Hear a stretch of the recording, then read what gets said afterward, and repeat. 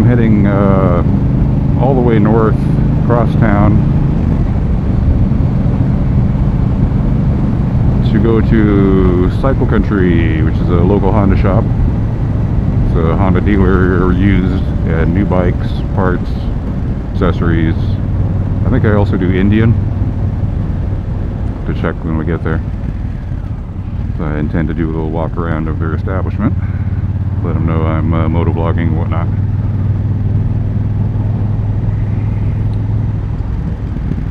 And I gotta ask about my first freebie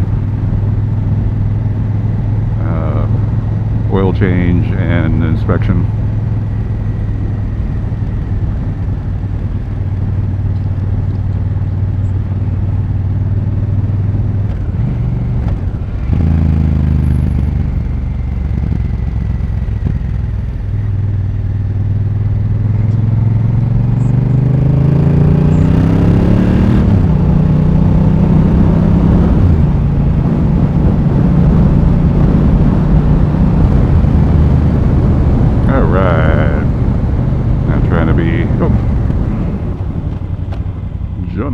Speed rocket. I was trying to get there alive. Alive, alive, alive. Gonna get there alive.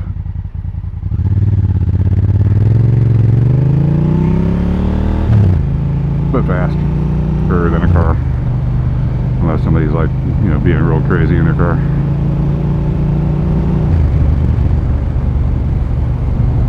Yeah, so, you know, keeping it at the standard ground street, surface street speed limits here, 35 miles an hour. There's just an appreciable amount of airflow to make a difference, I can guarantee that for sure. If I were to zip up the front two vents and the back two vents, I would definitely be a lot warmer than I would want to be, probably.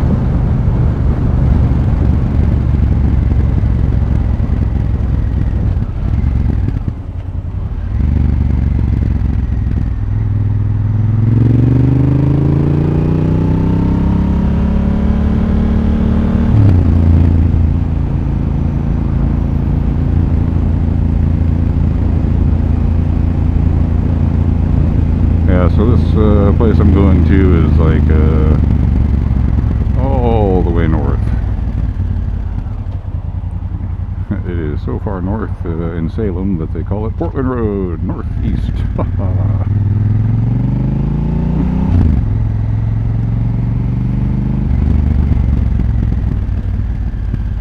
So we're going to see if we got enough batteries and video space. Should only take 17 to 20 minutes to get there. Using Google Maps, even though I don't need to, but I just do it just to mess with it.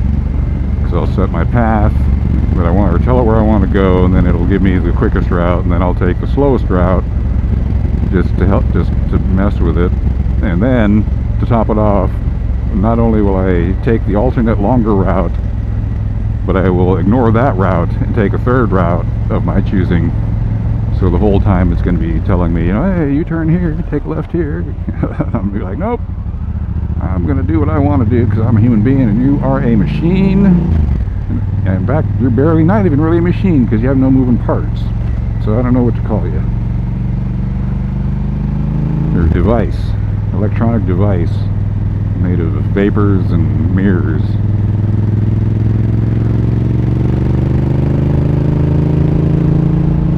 You don't run my life. If you did, I might be a millionaire. So, on me. Nah. I am not a Luddite, but I am definitely old enough to have been here on the ground floor of most of the electronic innovations, as I might have mentioned in previous motovlogs. My dad was a pretty much a non-certified genius who was in on a lot of the early development and of a lot of the software and network equipment that we use today, and any of the point of sale devices that you scan your groceries and your cards through, and ATMs and things like that. He was one of those guys that helped make those things happen and nearly work perfect. So I've been around the tech industry since I was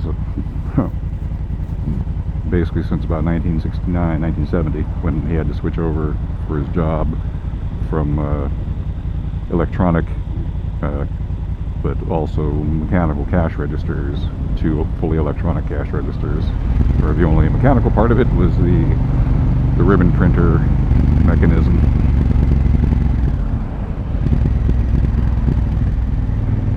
So I don't trust, you know, my dad and I had lots of long philosophical conversations about the future of computing.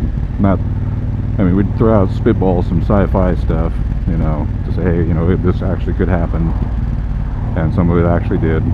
You know, cell phones. We were talking about that because he had got issued one of those huge brick cell phones, big GE. I don't know if anybody looked like about as big as a shoebox. He got issued one of those for that same company he worked for, and you know, we would discuss the future of communications. He was also a high-level ham radio operator, electrical engineer, software engineer, what else? Programmer,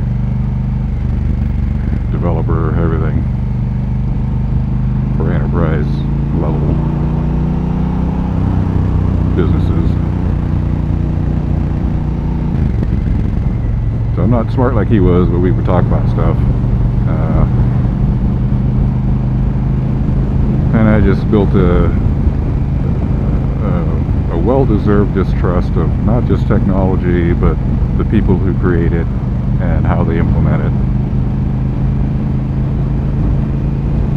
That's why I don't do hardly any social media at this point. I still upload my motovlogs, obviously, to YouTube, but I'm also parallel uploading to rumble.com under the same channel name as here, which is Landshark 503. I will continue. I'm a conservative, but you know, nice guy, nice to mess with me, and I'm going to continue uploading to this increasingly censor-ridden, you know, YouTube. Hey.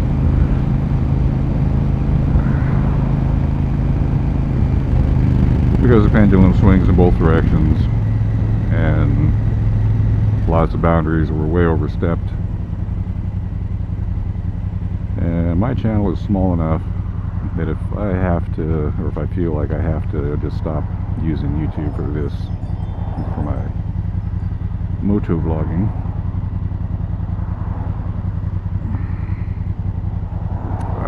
come on.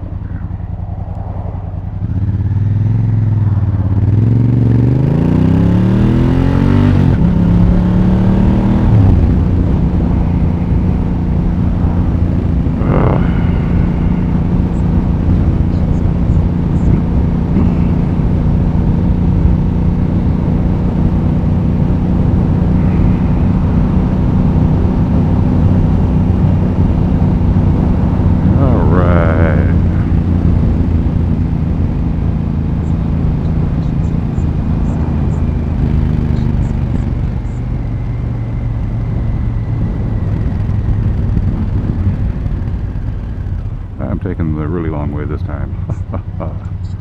I love driving Google Maps crazy. Yeah, I'm very glad I got the extra large size on this one. Because come winter time, it will be needing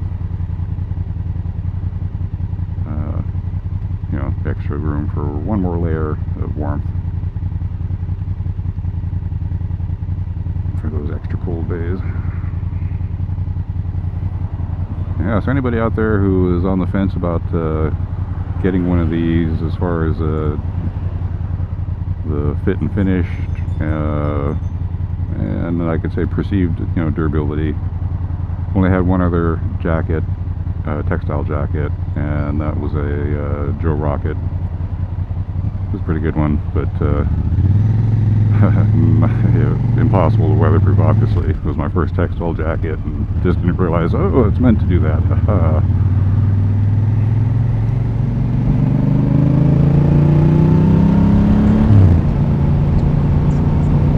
So I kind of abandoned that. Plus, you get to watch a couple of videos of guys using those kind of textile jackets. They get into a, not even what I would consider a bad, accident, whatever you want to call it. Then the jacket would just like kind of explode upon impact with the pavement. Just be a tattered mess. Single use for crash wise.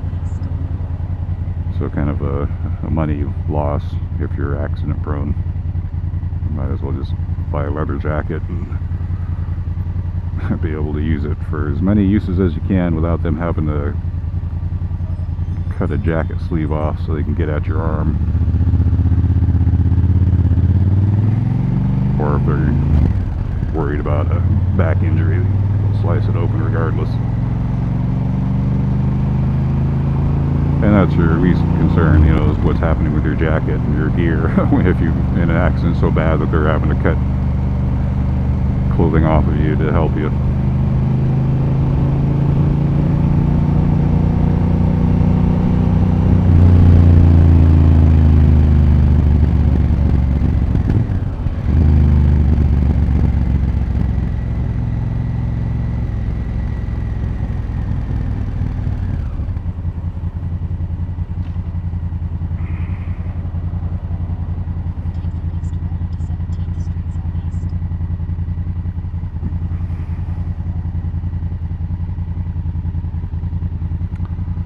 Yeah, these taller boots help tremendously too. And as I order other accessories like the crash bars, the center stand weighs 10 pounds, so everything I add to it will help bring it down that extra half inch or an inch or so. That'll make it a really comfortable motorcycle for someone like me. Somebody had an old oil tank dug up. A lot of homes here in Oregon are heated with a oil-fueled furnace, or oil-fired.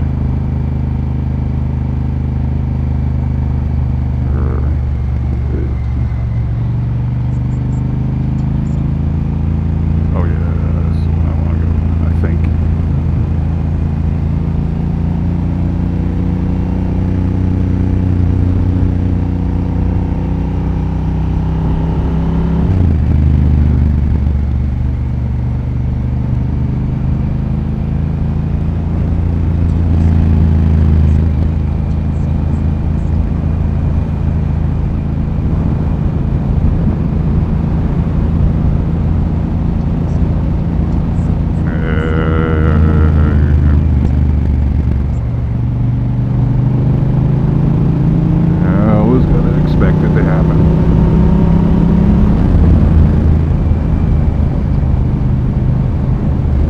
That's just what people do.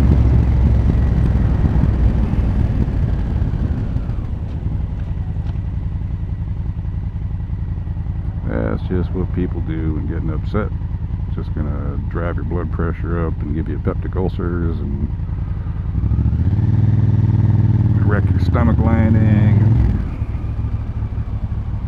make you talk like you're somebody that nobody wants to hang out with. In other words, like me.